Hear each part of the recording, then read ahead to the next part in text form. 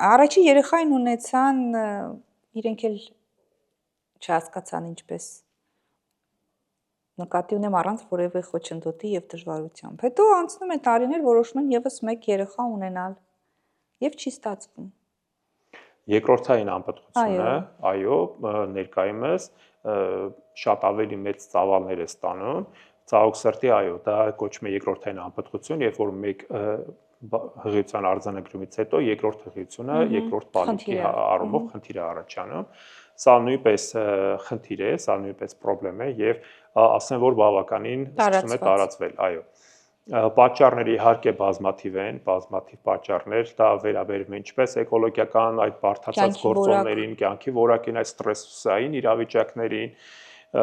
շատ հաճախ նաև վերաբերում է հորմոնալ խնդիրներին, սննդային գործոններ, որոնք որ այսօր դժվար է առողջ սննդի հետ կապված այդ նորմատիվները պահպանել, ցավոք սրտի վնասակար սովորույթներին։ Տեսեք, շատ հաճախ տղամարդիկ առաջին բալիկի ժամանակ ավելի պատասխանատու են լինում